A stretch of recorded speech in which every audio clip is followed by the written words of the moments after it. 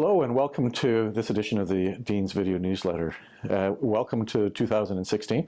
I hope that everybody had a very good holiday, that you rested and ready to return back. There are a lot of exciting things that are happening this year. Thought I might spend a few minutes just highlighting a couple of the major achievements that we had in the course of last year. It certainly was a wonderful year for us as a school. As many of you know, we sailed through accreditation beautifully.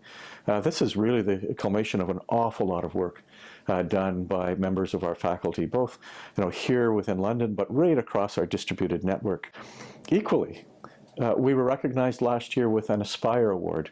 Now, this is an international award for student engagement, and it's the first time it's ever been awarded to a Canadian school. And it speaks volumes about the engagement of our students within our school and how important everything that our students do is towards driving the school forward. So, again, a major achievement last year.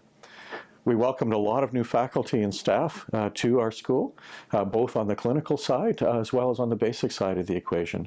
I do want to, however, highlight and welcome Dr. Marlis Kaczynski to our fold.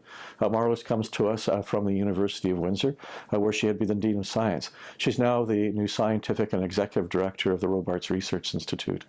When you look at what we're doing on the research front and the expansion of our funding horizons, you need only look at CanNet, for instance.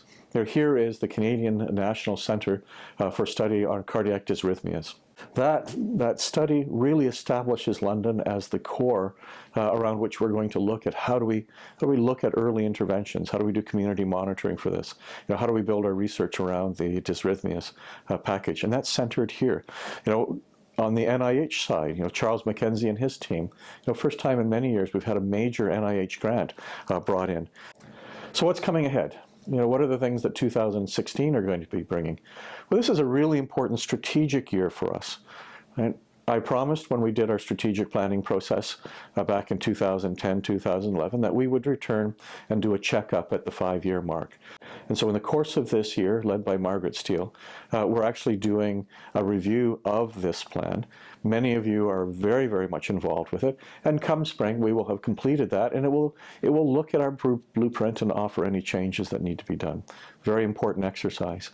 We've just done that within dentistry, spent the entire year looking at what will it take us to position our School of Dentistry as being amongst the top 10 schools in North America. An exciting year on dentistry coming forward. We're also beginning the search for the new Vice Dean and Director of Dentistry as we speak. So lots to watch there on that front.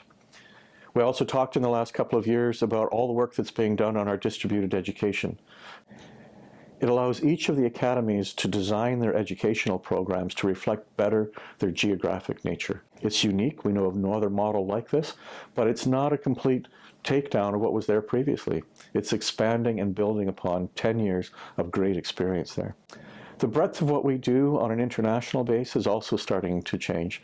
And so we will, for the first time, host the international conference on the Academic Health Sciences Centers. It's never been held in Canada before, but it's going to be held here in this upcoming year. A great opportunity for us to highlight what we're doing on our international platforms.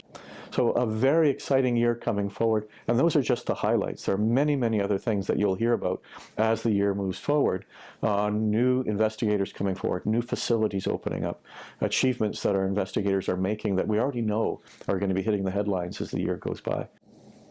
Without your help, these types of achievements that are not only in place but are coming down the line would never have happened. So thank you very, very much. I look forward to, over the course of the year, giving you more and more information with regards to our successes here and to speaking to you personally about that if we have opportunities to do so. So welcome back. It's going to be an exciting year.